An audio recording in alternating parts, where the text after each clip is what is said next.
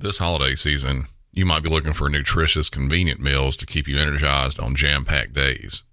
Factor, America's #1 ready-to-eat meal delivery service, can help you fuel up fast for breakfast, lunch, and dinner with chef-prepared, dietitian-approved ready-to-eat meals delivered straight to your door. You'll save time, eat well, and stay on track with your healthy lifestyle while tackling all your holiday to-dos. Too busy with holiday plans to cook, but want to make sure you're eating well? With Factor, skip the extra trip to the grocery store and the chopping, prepping, and cleaning up too, while still getting the flavor and nutritional quality you need. Factor's fresh, never frozen meals are ready in just 2 minutes, so all you have to do is heat and enjoy. When you're too busy running around to plan lunch, Factor has you covered with lunch to go. Effortless, wholesome meals like grain bowls and salad toppers that are ready to eat when you're on the go, no microwave required. Head to factormeals.com/MC911pod50 and use code MC911pod50 to get 50% off. That's code MC911pod50 at factormeals.com/MC911pod50 to get 50% off. With HelloFresh, you get farm-fresh, pre-portioned ingredients and seasonal recipes delivered right to your doorstep. Skip trips to the grocery store and count on HelloFresh to make home cooking easy, fun, and affordable. That's why it's America's #1 meal kit. Whether your resolution is to save money, eat better, or stress less, HelloFresh is here to help you do all three. Say hello to your most delicious year yet with fresh ingredients and chef-crafted recipes at a price you'll like delivered right to your door. So you've resolved to actually sit down and eat dinner around the table, but what do you do about those nights when your schedule is packed? Turn to HelloFresh's lineup of quick and easy meals, including their 15-minute recipes designed to help minimize mealtime stress. Every single meal I've had from HelloFresh has had easy-to-follow instructions, fresh ingredients, and when it's done, I feel like I'm out at my favorite restaurant. Go to HelloFresh.com/MC911free and use code MC911free for free breakfast for life. One breakfast item per box while subscription is active. That's free breakfast for life at HelloFresh.com/MC911free with code MC911free. Chances are, the vast majority of you listening to this right now have never known anyone that has been murdered. Even though I say the vast majority of you, there are likely some of you that do know someone, whether it's friend or family, that's been the victim of a homicide. The emotions that can happen from something like that, most of us will never feel. We'll not know what those few of you that have in some way been touched by tragedies like that are going through, both when it happened and the years following. A lot of us can imagine, though, the range of emotions that can materialize can be huge. Sadness, stress, being powerless, fear, and maybe even some level of guilt depending on what happened. Almost all that are close, though, will experience anger somewhere along the way. They want something done to the killer. They, and even people who just hear about a murder, will want some sort of vengeance for what happened. They'll want their pound of flesh, or more. Punishment has to happen. Justice needs to be served. Those close to the victims, they want it. The public will want it. But what if there's no justice to be served? In today's episode, I'll be talking about circumstances where just that happened. Murder-suicides. Welcome back to Music City 911.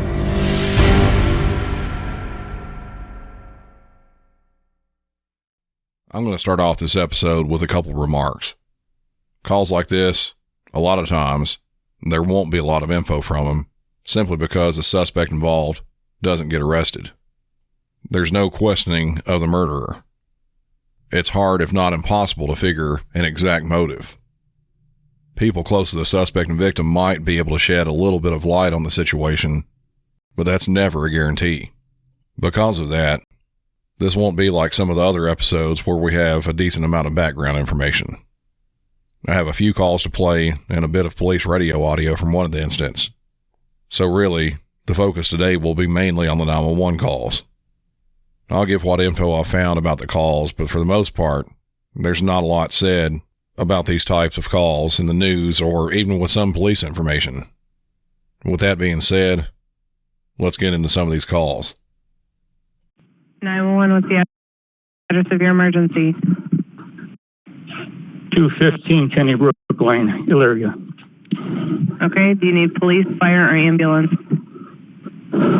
I'll need them all. Huh? Why? I'll need them all. Why? I just killed my family. You killed your family? I just killed my family, and now I'm going to do me.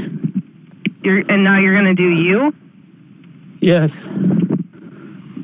Goodbye. What did you kill them with?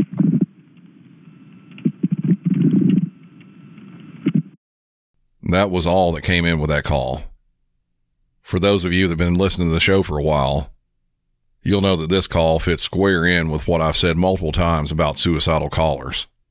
The ones like this one, they don't call in saying, "I'm feeling suicidal." They don't want your help to get through whatever they're going through. They simply say in some way that they're going to kill themselves, and then they do it. As a dispatcher, there's no talking someone like this out of it.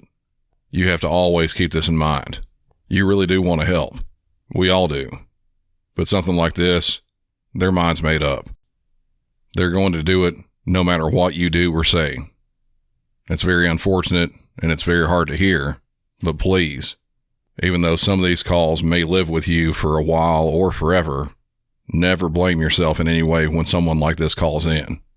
There's really nothing you can do. I've talked to more than a few of these people like this before. The only difference in this, and well, I hate to say it, a normal suicidal caller, is that this person says he also killed his family. So this dispatcher that took the call, if you're listening, this was going to happen. Try your best not to think too much into it. This call came in around 11:45 p.m. back in October of last year in the 200 block of Kenny Brook Lane at the West Ridge Green mobile home community in the small town of Elyria, Ohio, which is a suburb of Cleveland. Police got to the scene and found a locked door to that trailer. After forcing entry, they found a total of 4 people dead from gunshot wounds, including the caller on the 911 call we just listened to. His name was James Stedman. He was 69 years old. The victims in this were his mother, 92-year-old Bernadette Stedman, his wife Lisa, and his 34-year-old son Matthew. They had been residents of the mobile home park for over 20 years. Just like I was saying earlier on, the exact motive is unknown, but there has been some speculation. Less than 3 years ago, his father passed away. The father and James's mother, they had been married for a total of 69 years. Both his mother and wife had health issues, and at least one of them were in a wheelchair. And on top of that, his adult son Matthew was reported to be autistic. So he was having to take care of everyone there in the household. I won't ever advocate for someone doing anything like this, but the load on him is a lot for anyone to handle, especially someone his age. Something like this is obviously very unfortunate. I really wish he would have reached out to somebody, anybody, for some sort of help before deciding to go down this path. This next incident, it starts out quite a bit differently than the last. Public Safety Dispatchers, Whitney. Hi, Haley, who is going through a divorce and was going to go back to her home last night. They had to do some paperwork. And I'm a little bit concerned. We were supposed to, we had an appointment scheduled, but she missed. And she doesn't ever miss appointments. Is there any way I can set up to do a well check at her home? Okay, and you said she was supposed to go back home last night, was it? Yeah, she was away with her parents for like a week, I think, with the kids, and was going to go home last night as they had some divorce paperwork. But I know that she was a little bit concerned for her safety that way, and I just want to make sure she's okay. I can't get her by phone or email, and it's not like her to miss an appointment. It's only been an hour. It's not even, yeah, it's just been an hour. But okay, do her and her ex still live together? Yes. That was what the situation was. He was refusing to leave the home, and that's what the paperwork was. She was going to file paperwork to get him out. Okay, she said that to you specifically that she was concerned for her welfare about going home? Yeah, she had some concerns about that, and I had some concerns just from talking to her, too. I was encouraging her not to do that, but I'm not why? sure what she decided, but I know her plan was to go home. Okay, why is she concerned? He has had some violent tendencies in the past, and I believe CPS has been involved, and I actually believe she came and spoke to your police department a couple weeks ago to let her know divorce was upcoming, just because she didn't really trust him. He's been violent with her in the past, correct? I think the violence has been more with the kids, but he has been with her, but I don't think it's been reported. He's been physical with her before. Okay, and are the children home as well with them, or do they live somewhere else?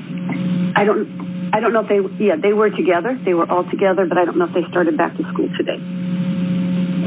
And I don't know how to check up and see if they're at school or anything. Okay, how many kids? I believe she has 5. Do you know the ages? Not offhand. I think the oldest is 17, and I think they have twins that are 12, and the youngest, and then they may have like 8 and 6. That's roughly.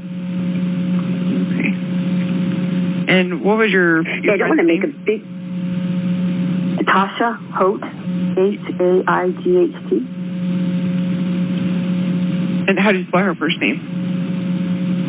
Tasha, Tausha. And you said the last name Haight?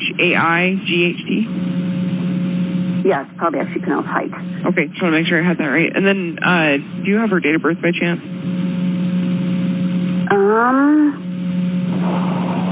Possibly. I don't have it really handy, but I might be able to track that down. Okay. And you said she missed an appointment today. Was that like an appointment for you guys to meet up together, or? Yeah, I'm actually out of state. Otherwise, I would probably check on her myself. But okay. We had a time we were going to meet. We're going to do a video chat.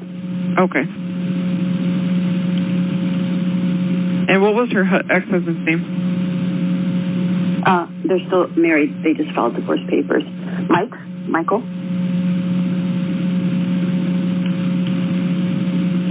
And you said you don't know if the kids are there at home right now with them? I do not know. No, I've not been able to get a hold of her. Let me just double check my email again to make sure in the meantime I haven't heard back from her or anything. Okay. And then, Sue, can I I need to tell you a little bit. Their address by chance? I do, yes. It's 4696 Santa Fe Trail. She's in her early 40s. I don't have her exact birth date right here, but I can probably track that down. And it's in Cedar City. Okay. All right. I will get this put in here. Do you know, by chance, in the past, like, can you explain to me, like, how he was violent? Was it just... I know they had a well check with CPS down there. It was with one of the kids. He just has anger issues. Okay. Do you know if drugs or alcohol are a factor? No drugs or alcohol, no. Okay. And do you know if there are any weapons involved? I've been talking about that. There are firearms in the house. I think they're locked up. I was actually encouraging her to get those out and turn them into you because I knew in Utah you could do that. I used to practice. I know they had guns, but she thought they were safe, locked up, because I was trying to ask if he would have access to those. But I don't know what happened that way. I'm actually thinking he might still have access to those. But they are at least locked up in their house. But I think he has access to open the lock. I'm sorry, I don't mean to be confusing about that. Okay. And then they're safe from the kids getting to them. Okay. Like in the safe or something? I think so. I believe it's something like that. Okay. Yes, she has, I think, some firearms of her own, and he does also. Okay. I'll get this put in here, and I will see if we can have someone go out there and check on her, okay? Yeah, if I hear anything or hear back from her, I won't hear anything back from you, I assume, or will I? I can have an alternate contact if you'd like. That'd be great. Now, is this okay for me to do? Do people do those kind of things? I haven't actually had to do this previously. Yeah, I mean, it happens, definitely. So it's not uncommon. Okay, and it's okay to keep my name confidential. I really don't want to get in a legal confidential thing. I think she would certainly appreciate me checking out that I don't know that he would. So. Okay, yeah, I'll put that in there so they're aware. Okay. Okay, thank you so much. Yeah, thank you. Appreciate that. I appreciate the work you do. Take care. Yeah, thank you. Bye. Another call, close to the content of the last one we just listened to, it was also called in. Public Safety Dispatch, this is Sydney. Hey, Sydney, it's Ken. How are you? Good, how are you doing? Good. Hey, I just got a call from wanting to report a missing person. That you need to report a missing person? He needs to report a missing person. Give me 1 second, sorry. No, you're fine. 36 north, 300 west. Okay. So you said it's going to be a Cedar PD call? Yeah. Okay. And it's the missing person is his brother-in-law. His name is Michael Haight. I believe it's Haight, if I remember correctly. Okay. And Michael's wife served him with divorce papers within the last 2 weeks. And he's kind of been struggling with it, whatnot. But this morning, when they went to the offices, they found there was a check on his secretary's desk to her that she wasn't expecting, and there was confidential documents left out on Michael's desk, which is out of the ordinary for him. He's had a full day of appointments, but hasn't showed up for any appointments, which that's out of character. He would always either show up or make alternate arrangements, and nobody's been able to contact him. Okay. So he is at 1870 North Main, suite number. Okay. And Michael's office is in that same building. I don't think it's the same suite, but it is in that same building. Okay. And Mike. Okay. And I don't know Michael Haight's address, but I know he lives up on the ridge someplace up there. Okay, we'll see if we have any news files for him. Did he have a date of birth on him? I don't have that. Okay. He would be in his 40s and maybe in his 50s. Okay. The one that's matching that one has an address in Enoch. Actually, that may be it. That might Okay. be it. Okay. Okay. Yeah, I think that might be it. Yeah, I can get Cedar assigned to this. Okay. Okay. All right, I appreciate it. Okay, thank you so much. Thank you. All right, bye. Bye. The first call from this, it's something we get in dispatch pretty frequently. Someone calling in wanting to check the welfare of someone they know. Maybe they've had some problems or haven't shown up for work in a while. There's a wide range of reasons for a welfare check like this. This one, they were concerned, not only for an adult, but also for the kids that live there.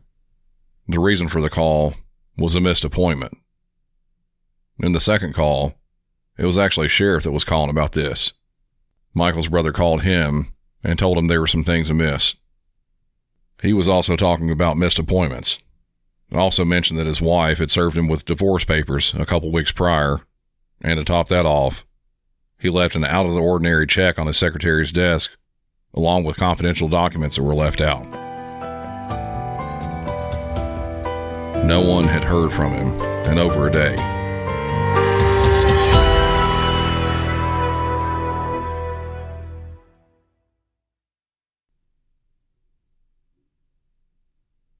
Family and acquaintances have put calls into police in various ways at this point. It was more than enough to go out and check to see what was going on there, to try and see why Michael was doing such odd things, and to try and see why he hadn't been in contact with anyone at all. Other calls that weren't released were called in with similar concerns. Word got to police that were en route that was the worst possible news in something like this. 6W1. 6W1. Will you show me 1017 to the address on 99 Lima on Albert Drive? I just got word that we have possible dead bodies inside. 10-4, 1601. Cheater 6W6, same traffic. 1601.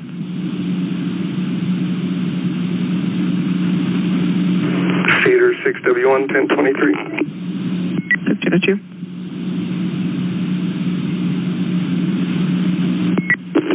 Cheater 6W5 in Roswell. 1602. Cheater 6W3, prioritize this channel. I have 2 deceased on the bed. Going to clear the home. 10-4.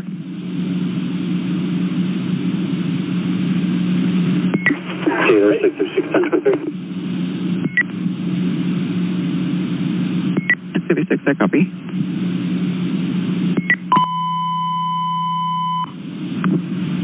Iron Law 1 and Res is prioritized. Again, Iron Law 1 and Res is prioritized. Any other traffic resume on Beacon and Law 2. Any other traffic resume on Beacon and Law 2. See to clear 1603.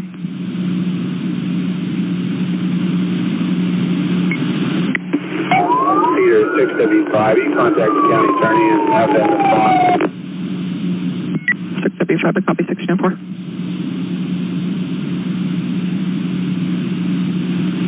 6W1, 1W35.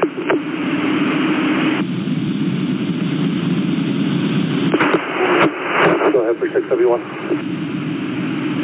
Do you need the county to help with anything?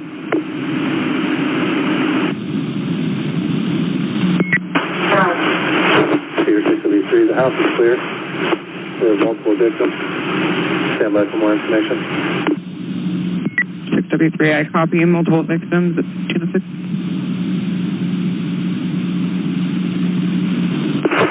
Can I get the on-call ME headed this way?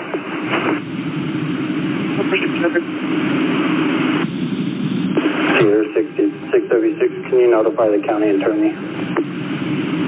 10-4, we're attempting to contact them. We haven't got that answer yet.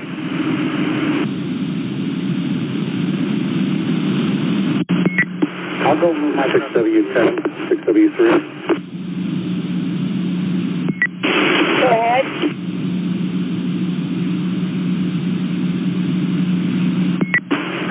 Can you respond to this call that I'm on at 4923 North, Albert?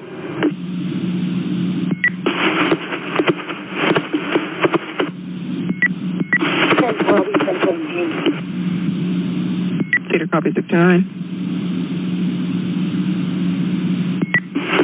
Cedar 673, you can unprioritize the channel, thank you. 10-4, I'm prioritizing channel 209.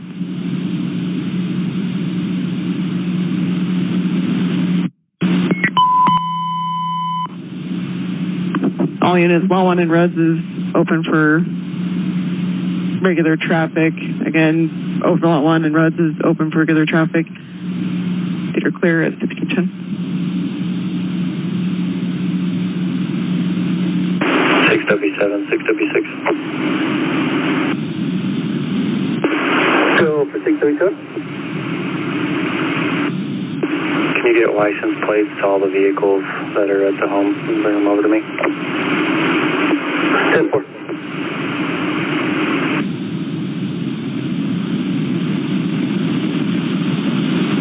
W5 here. Go ahead, Peter. 1014, we put in a new call comment in regards to the county attorney wanting to get a hold of you guys.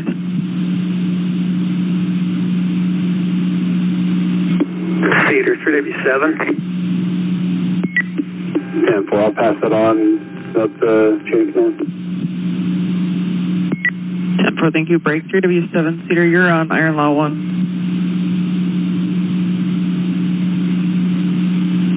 I apologize, Cedar. We're going to be out at the mother's house right now, myself 3W1 with the bishop and stake president. 3W7, if you can just check the call comments as well. We have the attorney call us at 1014. Copy, yeah, I just saw that call comment. We'll figure that one out in a second for him. 3W7, 1740. It may have been difficult for everyone to hear what was going on there in that radio traffic. At one point, after making entry to the home, an officer says, "There are 2 deceased bodies on the bed," and later says, "There are multiple victims." If you look at pictures of the family, everything looked idyllic. Michael and his wife Tasha were a good-looking couple. In one picture, they posed with their 5 kids in front of a desert mountain. It boggles the mind how something like this could happen to such a picturesque family. Michael, who was 42 years old, had been served with divorce papers by his wife Tasha just 2 weeks before the family was found. It was believed that Michael killed his wife, his mother, and then all 5 of their kids ranging in age from 4 to 17 before turning the gun on himself. In total, 8 bodies, including Michael, were found at the house. All wasn't as charming in the family as was made out in their pictures. Back in 2020, police received a call regarding possible abuse going on in the house.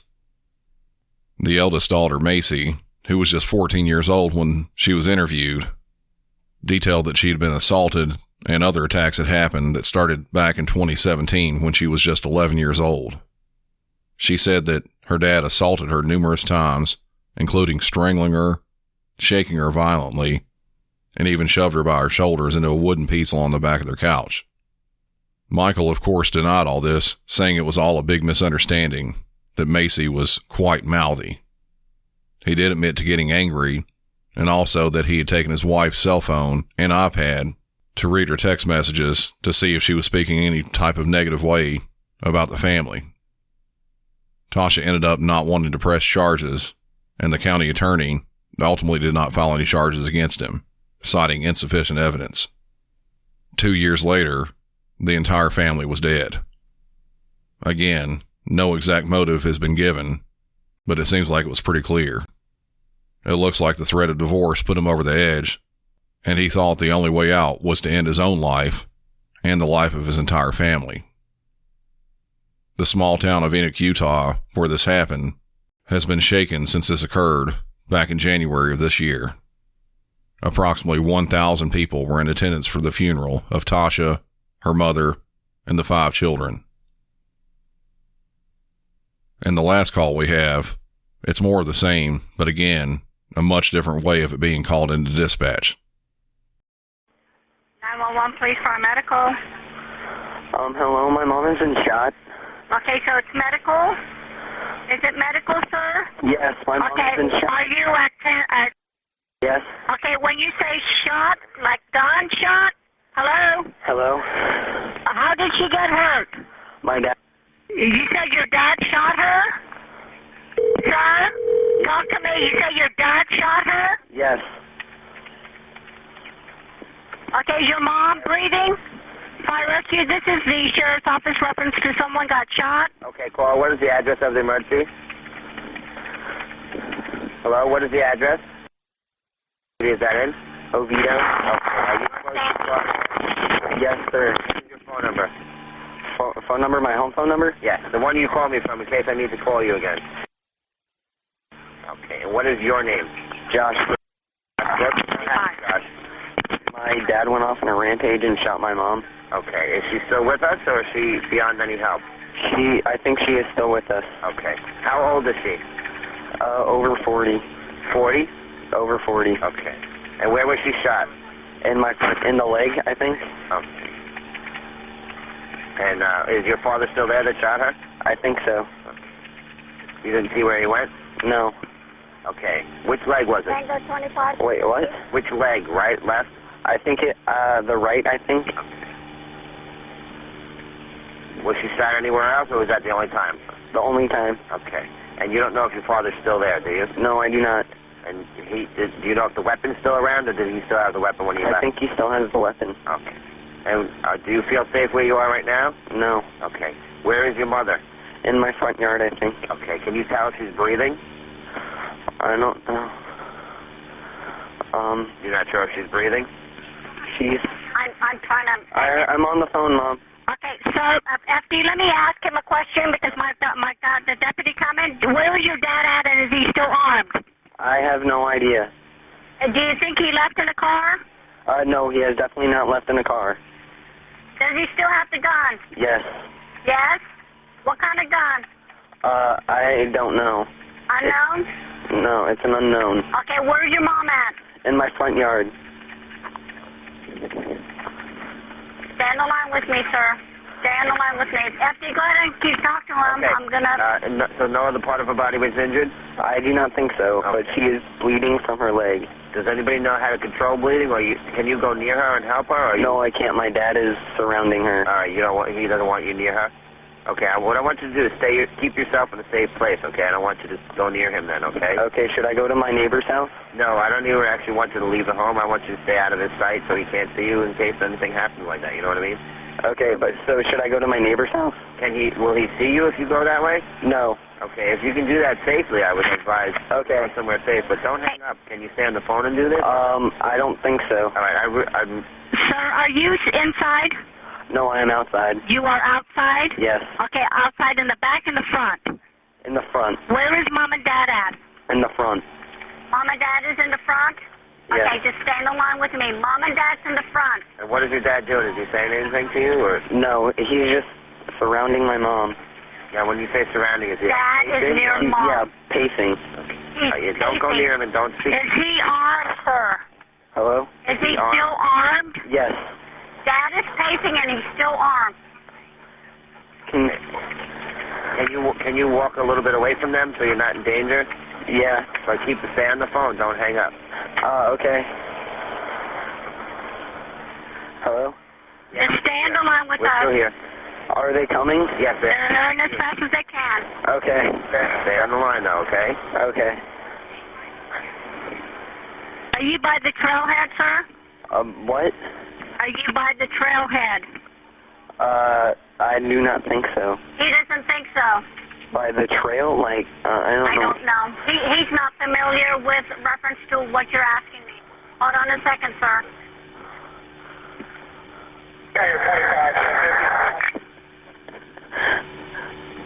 Are you injured at all, sir? No, I'm not. Is anybody else in the home? No. Besides the three of you? No. Okay.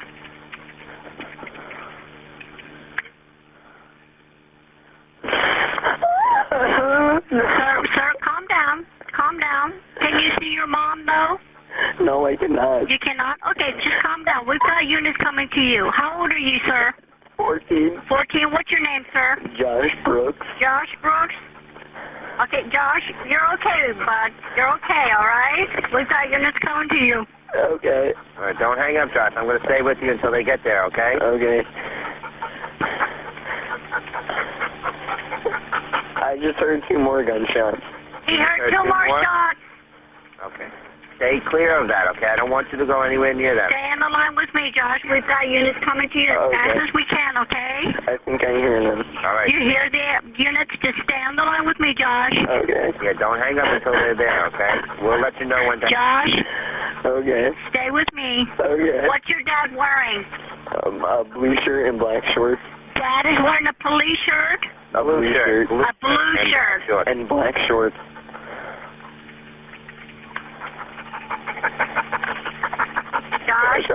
Josh, take a couple deep breaths, bud. You have an animal next to you, Josh? Yeah, Okay. My dog. Is your dog injured at all as well? No. Okay. I don't think the other ones are, but... Do you see any units yet, Josh? No, I do not. I can hear them, though. Okay. Just stand along with us, Josh. What color's your house, Josh? It is white. A white house, block, brick, or wood? What? Is it a block, brick, or wood house? I think it's brick. Brick house? What kind of vehicle's in the driveway, Josh? A tan truck and, a silver Dodge Charger. Okay, just stand in line with me. Do you have a long driveway, Josh? Yes, I do. Long driveway. Stand in line, Josh. They're in the area, okay? Just stand in line. Can you see your dad? No, I cannot. Cannot see your dad? Okay, you cannot see your mom or you cannot see your dad, right? Okay. I'm sorry? I cannot. Okay, that's okay, Josh. That's okay. What was your mom wearing? A blue shirt, a blue and white polka dot shirt and black shorts. Blue and white polka dot? Yes. Shirt, and what kind of shorts? Black. Black shorts? Okay. What's your dad's name? Daryl Brooks. Daryl? Yes. D-A-R-R-E-L-L Brooks? No, D-A-R-R-Y. Y? Okay, hang on. Y-L? Yeah. Y-L. And how old's your dad? In 40s. In the 40s? Late 40s? Yeah. Okay. Okay. What's your mom's name? Hello? What's your mom's name? Peggy Brooks. Peggy? P-E-G-G-Y. Peggy Brooks. And how old's your mom? Mid-40s. Mid-40s? Okay. Stay on the line with me. Okay. Okay, Josh, we do have units in the area, so you're not alone, okay? Okay. Just stay on the line with me. Okay, take a couple deep breaths, Josh.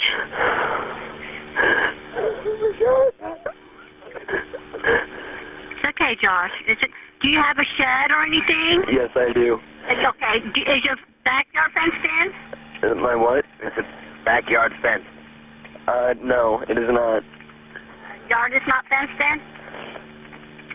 Okay, stand on line with me. Can you get yourself to that shed? Yes, sir, I Okay. can. And your father won't see you if you get to that shed? No, he will not. All right, that's probably the best thing you can probably do is go over there and get inside. Okay.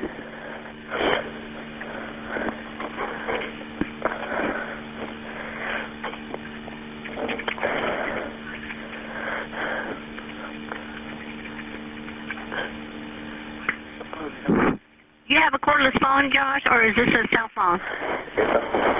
Okay, Josh, somehow or another you're breaking in and out. That's probably just a little bit further away. Okay, Josh, do me a favor. Don't go in the shed because you're breaking in and out. Okay. Okay, just stay right where you're at right now. Okay.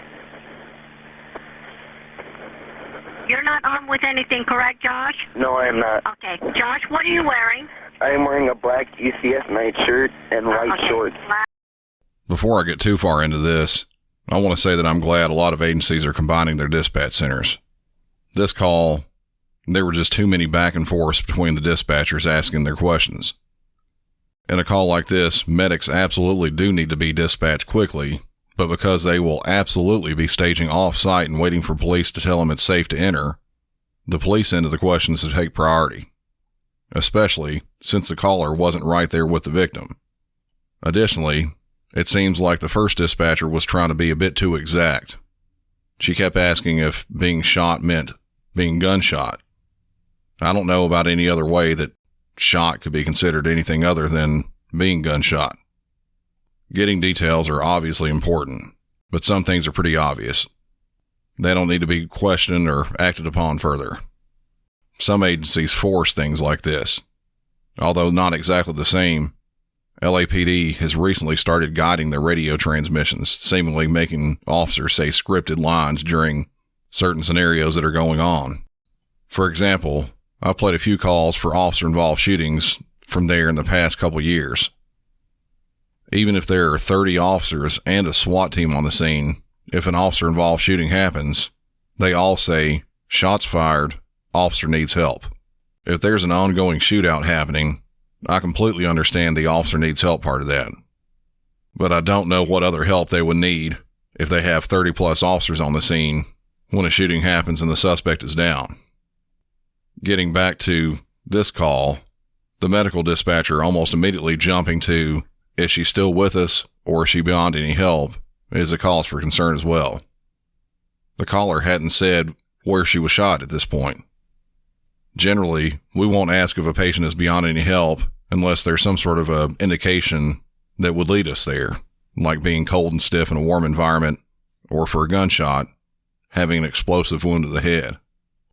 There is very little information about this call. It happened nearly 15 years ago, back in 2008. The father, 44-year-old Daryl Brooks, was believed to have shot his wife Peggy and then shot himself. There were no reports of prior domestic violence that had been made.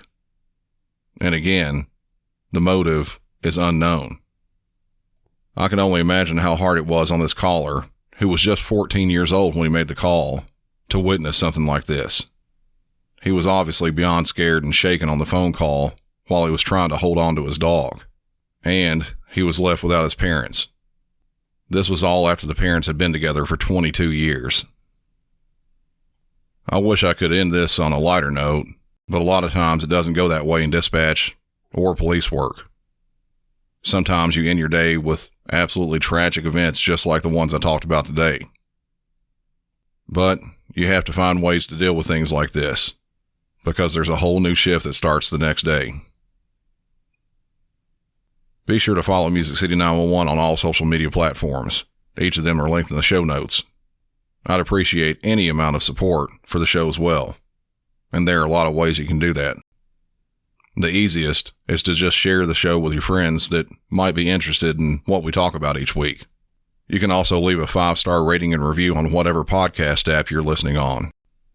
If you'd like to help keep the lights on and such, you can head over to patreon.com/MusicCity911 for ad-free and bonus episodes. Patreon members, be on the lookout for a new mini episode that's going to be dropped here in the next couple days. You can also purchase some nice-looking Music City 911 gear from my merch store, which can be located at my website, MusicCity911.com. And finally, I'll have to tell you, after a shift having a hand in calls like we heard today, there's times I like to throw back a beer or 5. If you'd like to buy me one of those beers, you can also do so on the website. There's a link towards the bottom of the page that says Buy Me a Beer. It's simply a one-time donation you can give any amount you'd like. I certainly enjoy any support you can give the show. Until next time, for Music City 911, I'm Brandon, and y'all have a good one.